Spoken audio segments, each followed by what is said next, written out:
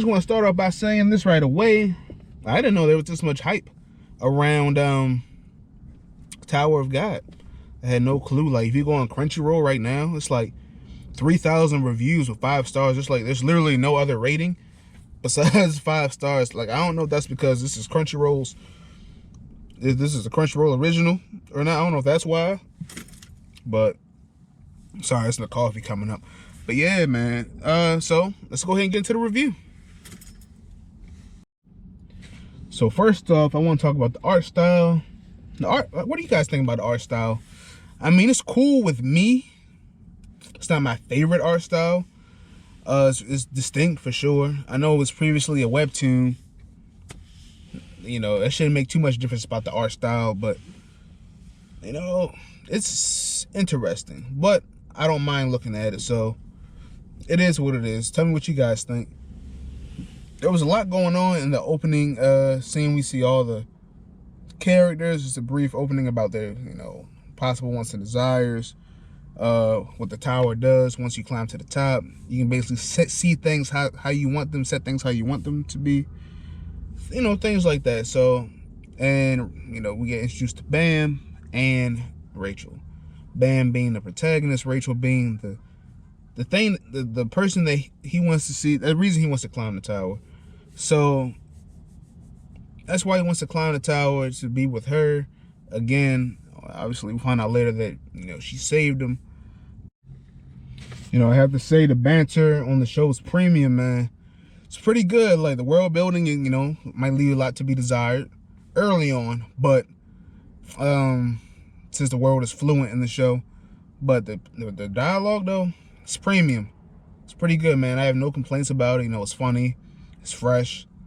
As you can tell, they took their time with it. You know, because sometimes you watch a show and it's just like, but what are you saying though? Like, I see what's going on. Like, you're doing all this shit, and like, it's just scene after scene. But what are you really saying? Like it's like the words could matter less in some shows, if you know what I'm saying. But I think that's part of the reason why this show was successful as a webtoon. Because from my understanding, for a webtoon, it's so as though, you know, you write your own product, you know, you put it out. It's like a personal thing. It's like nobody's backing you. Because like when you got like a manga and you got published and you got the publishing house on your ass, you know, everybody's on your ass, you know, it's a big rush. Things might get overlooked, and you know, because you got deadlines to meet. But when you have a webtoon, it's like, I make my own deadlines. If I don't feel like writing today, I'm not going to write today. Or if I feel good, I'll make 10 chapters today. Like, and they can take their time with the product. And so, like, One Punch Man, if I'm not mistaken, One Punch Man was a webtoon. And it was so popular that they actually, you know, it got made into a manga and then to an anime. Obviously, not every show that's on webtoon or what have you can blow up like this, but you know, it's rare shows that's out there, and you know, I think it's pretty cool. So in this episode, we meet the gatekeeper to the World Tower. We meet the princess of Jade, or her name might be Jade, but she's a princess, and she has a collection of badass swords, and her father runs the whole tower, apparently. And we meet her navigator, who pretty funny. He's cool, I guess. No, he's non-factor. But anyway, so he gets her sword because she, you know, fancies him. You know, she wants to see what he can do, see what he's all about, since he isn't irregular. So turns out, you know, the man has balls of steel, and he breaks the orb, and the sword grants him a special power and everything like that, and he gets instantly transported into to the next level. Now, mind you, this doesn't make any sense to me, right? So she's the princess of the castle, and the navigator, she has a navigator, but she's the princess of that tower. Why do you need a navigator? And why? And if when the gatekeeper said, you know where he's going, right? He's at level 2. Why is the navigator taking so long to get to level 2, bro? Like, why does he gotta do all this convoluted stuff to navigate this tower? Like, he's not a good navigator if that's taking him that long to fucking find something. So it was so funny because like when he got to level 2, hey, it was off rip. Hey, it's 400 of you. 200 of y'all, 200 of y'all have to go immediately. I'm like, that's pretty. I don't wonder how they're going to do that. Off rip, boom, bows and arrows. People are getting clapped left and right, bro. I'm like, yo, this show gets intense early. I like it. So I didn't see that coming. You feel me? Like, they were getting fucking murked, bro, left and right. Our main character, however, didn't catch any bodies. He was about to get trashed by that fucking gator, man, by Rack. Rack was going to end him if Coon didn't come over. Anyway, moving too fast. We meet two more characters seem to be integral to our MC's plot. Coon, he has a briefcase with a big ass sword in it. You know, that was weird. I don't know how he fit it in there. He's a bad motherfucker, apparently. I think he caught a body. Yeah, he caught a body on his as soon as he got in there. He didn't want to, but he had to do him dirty, man. But, you know, it's Coon and Rack. Rack is a giant gator, look like. Giant reptile. He's a bad motherfucker. You know, he's a goofball character. Got a goofball, got a straight man.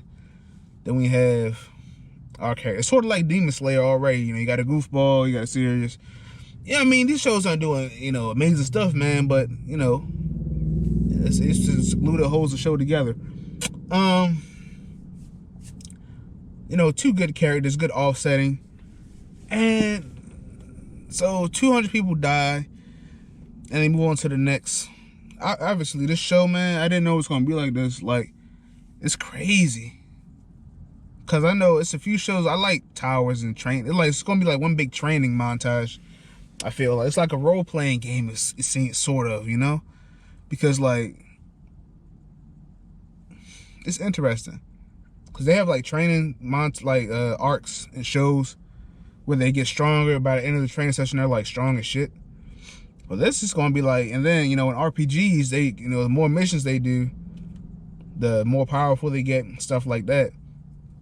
But this is like they put a tower for like the training montage, because he's gonna be getting stronger and learning his powers as he goes through the show and get some skills. Like, he doesn't have any combat skills, you know, that I'm aware of.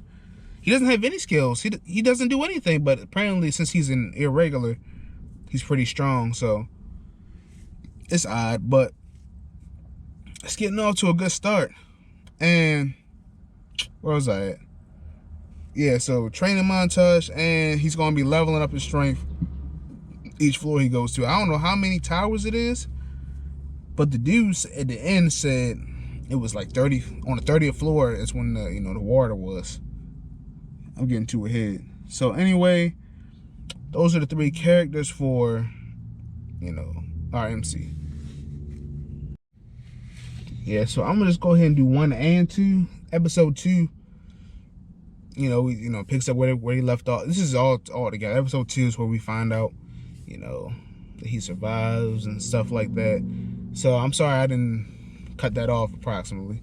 I just kind of rolled it all to 1 and 2 because I didn't do an episode 1 review. So this is episode 1 and 2, first reaction, first impressions.